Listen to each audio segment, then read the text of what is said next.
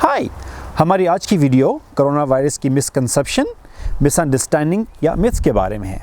हमारे माशरे में कोरोना वायरस को लेकर बहुत सारी मिसअंडरस्टैंडिंग है। हम कोशिश करेंगे कि आपको इसके बारे में कुछ मुफीद मालूमात फराहम कर सकें। नंबर 1, कोरोना टेस्ट।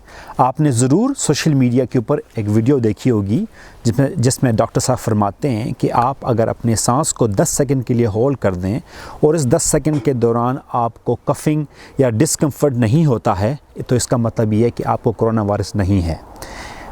इस टेस्ट का किसी किस्म का कोई मेडिकल एविडेंस या कोई रिसर्च अवेलेबल नहीं है। कोरोना वायरस का टेस्ट का एक ही तरीका है कि ये टेस्ट लेबॉरेटरी में परफॉर्म हो सकता है और वहीं से आपको पता चल सकता है कि आपको कोरोना वायरस है या कि नहीं है। सेकंड, आपने सुना होगा कि जिन जिन ममालिक में 5G का मोबाइल नेटवर्क है वहाँ पे ये कोरोना वायरस ज़्यादा फैल रहा है और 5G के जो नेटवर्क के सिग्नल्स हैं वो इस मर्ज़ को ट्रांसमिट करते हैं एक जगह से दूसरी जगह।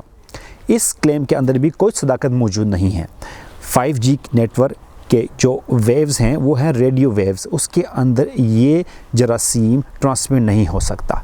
ये जरासीम का ट्रांसमिशन का तरीका ह्यूमन टू ह्यूमन है, इंसान से इंसान को। ये इंसान के लंग्स यानी फेफड़ों के अंदर ग्रो करता है, इंसान के एयरवेज के थ्रू आपके मुंह और आपकी नाक से बाहर आता है और ये छींकों की सूरत में आता है और जब उसके ड्रॉपलेट्स किसी सरफेस के ऊपर या किसी इंसान के जिस्म के किसी हिस्से पे लगते हैं तो उसके नाक या मुंह के ज़रिए उस इंसान के फेफड़ों के अंदर जाता है। तो ये ज़रूर याद रखना चाहिए कि इसकी ट्रांसमिशन कैसे होती है। लिहाजा 5G नेटवर्क, कुछ ऐसे भी ममालिक हैं जहाँ पे 5G का नेटवर्क नहीं है, जिस तरह के बहुत सारे अरब ममालिक हैं, वहाँ पे भी ये फैल रहा है। तो इसमें किसी किस्म की कोई सदाकत मौजूद नहीं है।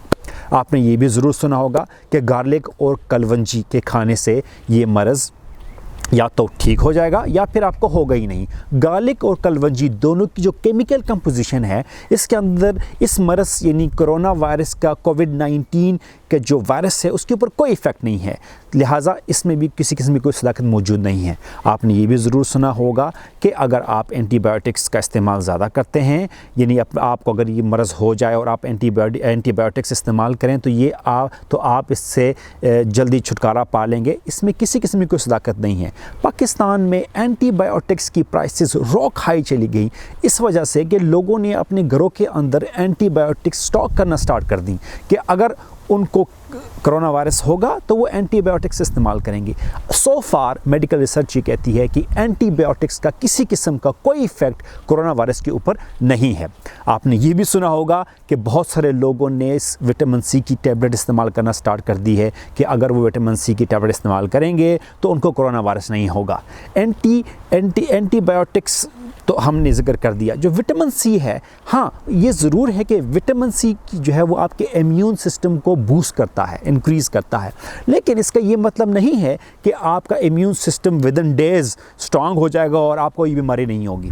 लिहाजा इसमें भी किसी किस्म की कोई सच्चाई नहीं है। आपने ये भी सुना होगा कि पाकिस्तान के अंदर कुछ ऐसे गेट्स बनाए गए हैं या वॉक थ्रूज़ बनाए गए हैं कि जिसके अंदर उन्होंने क्लोरीन और मुख्तलिफ़ किस्म की केमिकल्स डाले हैं कि अगर आप उस गेट में से होके जाएंगे आपको वायरस नहीं होगा। आपको याद रखना चाहिए कि ये वायरस इंसान के लंग्स के अंदर होता है और इंसान के जिस्म के अंदर अगर आप अपने जिस्म के ऊपर जितना भी केमिकल डालेंगे इससे आपके लंग्स के अंदर जो कोविड-19 है उसके ऊपर कोई असर नहीं होगा। आपने ये भी ज़रूर सुना होगा कि कोई डिफरेंट किस्म की रेडियो एक्टिव वेव्स हैं या रेडिएशन है या अल्ट्रावायलेट वेव्स हैं कि अगर वो आपको जिस्म के ऊपर से गुजार दी जाएँ तो आपके जिस्म से कोरोना वायरस ख़त्म हो जाएगा। इसमें भी कोई सच्चाई मौजूद नहीं है। ये भी आपने सुना होगा कि कोरोना वायरस सिर्फ ओवर 60 या बुज़ुर्गों में होता है। हाँ ये ज़रूर है कि बच्चों और जवान लोगों में बहुत कम तादाद में इससे इफ़ेक्ट हुए हैं और अगर वो इफ़ेक्ट हुए भी हैं तो वो बहुत जल्दी रिकवर कर पाए हैं, लेकिन इसका ये मतलब हरगिज़ नहीं है कि जवान लोगों को या बच्चों को कोरोना वायरस नहीं होगा। अब हमारे पास WHO की स्टैटिस्टिक अवेलेबल हैं जिसके अंदर जवान लोगों को और बच्चों को भी कोरोना वायरस हुआ है और उससे उनकी अमवात हो चुकी हैं। हाँ, ये बात ज़रूर समझने वाली है कि अगर आपको कोई मेडिकल कंडीशंस हैं और अगर आपकी उम्र 60 साल से ज़्यादा है तो आप में चांसेस रिस्क ज़्यादा है ये मरज़ इस मरज़ को होने के।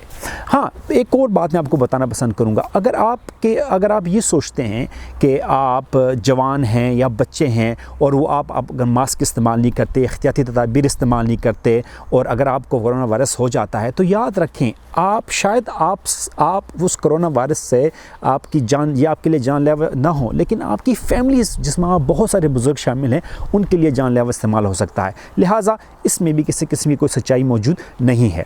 कोरोना वायरस के बारे में ये भी कहा गया कि इसकी वैक्सीन जो मलेरिया की वैक्सीन है वो इसके लिए इफ़ेक्टिव है। हाँ, थोड़ी सी मेडिकल रिसर्च हमें ये बताती है कि बहुत स्मॉल केसेस के अंदर जब मलेरिया की वैक्सीन जिन लोगों को लगाई गई तो उनकी जो हालत थी वो थोड़ी सी बेहतर हुई, लेकिन कंप्लीटली ये बात अभी तक साइंटिफिक रिसर्च में नहीं आई कि वो लोग तमाम जितने भी हैं वो सारे के सारे लोग मलेरिया की वैक्सीन लगाने से ठीक हो गए हैं। ये इसके अलावा बहुत सारी मिसकंसेप्शन और भी हैं। मैंने ज़रूर सुना, मैंने देखा वीडियो चैनल के ऊपर कि इंडिया में कि अगर गौ मूत्र इस्तेमाल करेंगे यानी कि यूरिन, काऊ का यूरिन, भैंस का, गाय का यूरिन इस्तेमाल करेंगे उससे आपको नहीं होगा। अगेन इसके अंदर भी किसी किस्म की कोई सच्चाई मौजूद नहीं है। यूरिन की केमिकल कंपोजिशन ऐसी नहीं है कि वो कोरोना वायरस के जो पैथोजन है उसको किल कर सके। आई होप आपको वीडियो पसंद आई हो। प्लीज़ मेरी वीडियो को शेयर कीजिएगा, चैनल को सब्सक्राइब कीजिएगा और लाइक कीजिएगा। Thank you.